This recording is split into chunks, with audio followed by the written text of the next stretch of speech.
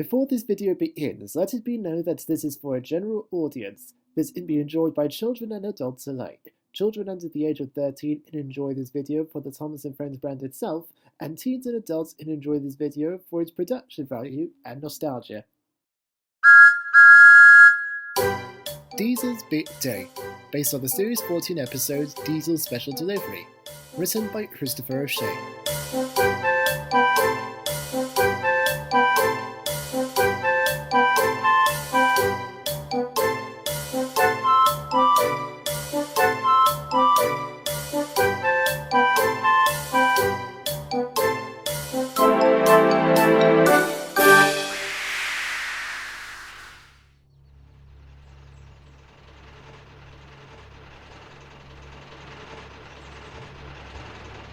A big meeting between the Diesels, and a leader even the Diesels didn't know, had been held in the Whistling Woods after a successful trick on Percy.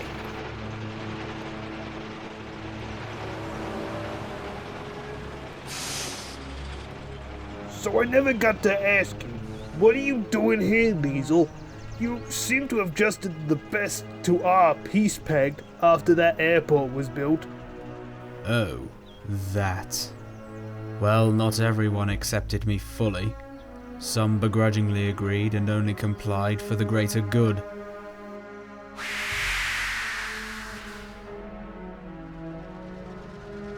The bigger engines in particular had that influence on engines that were bought after the fact. I worked the yards like a professional. Even Duck came around eventually. But I was among friends in the yard, and kept to myself for the most part. It wasn't until I needed to take a train to a school on Thomas's line that I noticed. All the children were clapping and cheering for the steam engines, but no one smiled when I went past. Why are they so rude to me? Well, isn't it obvious? You're a Diesel. A grimy, snivelling Diesel. Oh, James. You aren't still prejudiced, are you? Prejudiced? I'm just pointing out facts, Edward. He's kind of best put in their place in the yards. They're the ones that wanted to put us perfectly good engines out the way like we were rubbish.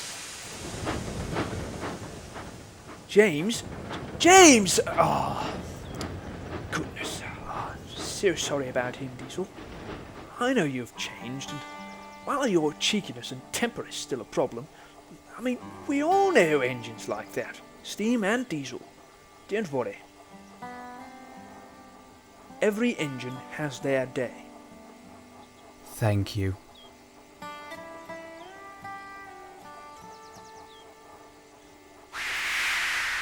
Oh, I see. Real engines, Well, my no use sulking. Time to get back to work. Diesel kept himself for most of the day, working hard as usual to prove his worth to the other engines.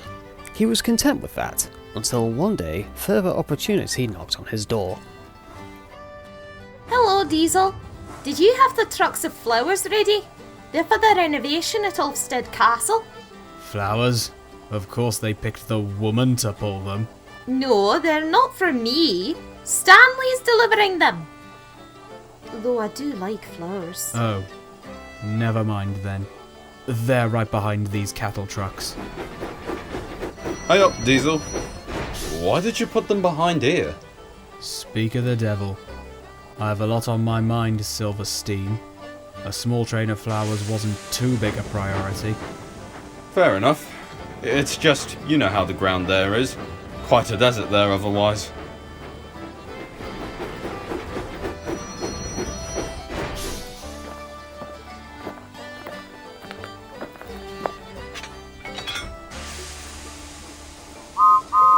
Cheerio!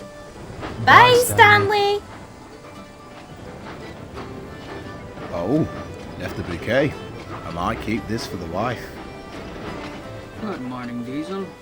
The Pemberton Way gang needs a small engine to take their train on the express line for Gordon's return journey. Also, the other small engines are either doing usual branch line duties or clearing the docks of a fish wreckage. Of course, sir. Thank you, Diesel. The train was slow and stopped along the main line. Diesel was happy to let the big engines watch him be a credit, maintaining the very track they run on.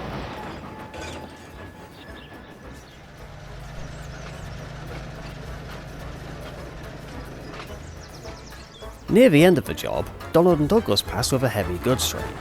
Diesel could see the train was slowing down near the barber shop station. Oh, bother. What are you doing? You're blocking the way, which means less trains can pass, and that means we'll have to rush the job. I'm fair puggled wi' engine. Dougie could take the rest of the train on his own, but he'll need a little push on Gordon's Hill. We could do it. I see Dennis available now. He could do our job. Oh, of course. Not often I get to be a banker. The twins knew why he was on Sodor, but throughout his time here, the twins were the hardest to convince. If you're sure you want to. Be our guest.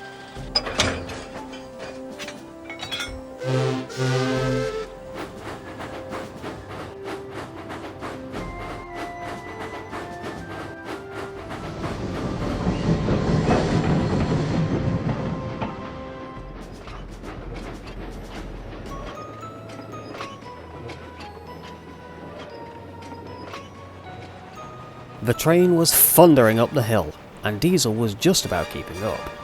He was focused on doing his best and pushing the train up, so he didn't notice until he felt a bump under his wheels that something had happened.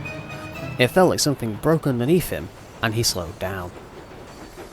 What happened? Oh, blimey. Our tail lamps fell off, and Diesel ran over it. Why, you gotta be pulling our wheels! It wasn't Diesel's fault. I think the lamp iron got rusty and it finally gave away. Well, what am I going to do now? Hey, where did you get those? Oh, these were left at the yard when they were loading Stanley's trucks. Actually, I can see that working in our favour. What? They are white flowers. They could look like a headlamp at a distance. You're crazy, man. It's crazy enough to look. We don't have any spares on board. Ah, fine. So it was arranged. The lamp was swept onto the side and put into the brake van. The bouquet was hung by bands onto the lamp hook, and they went up the hill as before.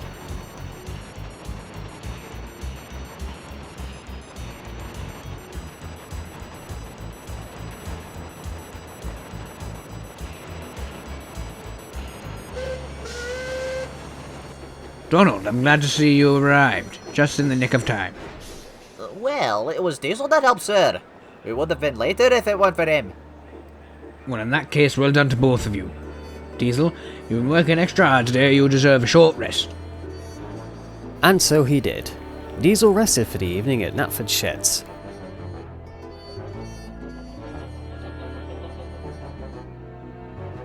Later that week, he received some exciting news.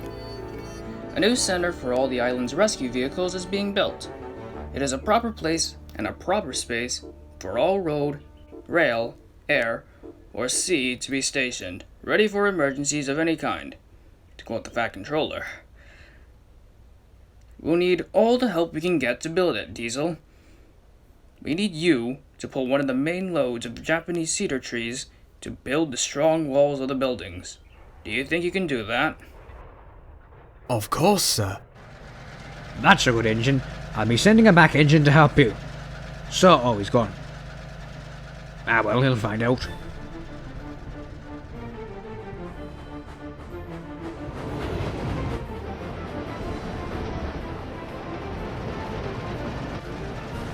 This is perfect.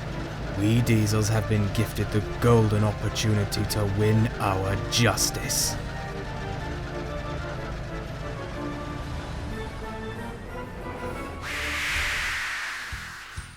In that episode of Thomas Rewritten, the story was written by Christopher O'Shea. It stars Whiskers as the narrator, Oval Frankie as Diesel, Raisinade 8749 as Donald and Douglas, Demon of Nowhere as Stanley, Fusion Firebox as Diesel's driver, SudrianGerman as Edward, Industrial Steam Productions as Knapford's yard manager, the old yard van as the Fast Controller, t.productions 8012 as Iron Bert, Christopher O'Shea as Douglas's driver, and James. Sound effects lyrics were created by G.W. Shunter, the German of Sodor, Nathan Bassett, and various other sources, and music was created by Donald Shaw, Norby Branch, Karl Jenkins, and WR06 Music, and The Touch Intensifies. LJ Productions with the script consultants. This has been a Steam Power Cyborg production. Characters are owned by Wilbert and Christopher Audrey, Brittle Croft, Hit Entertainment, and Mattel.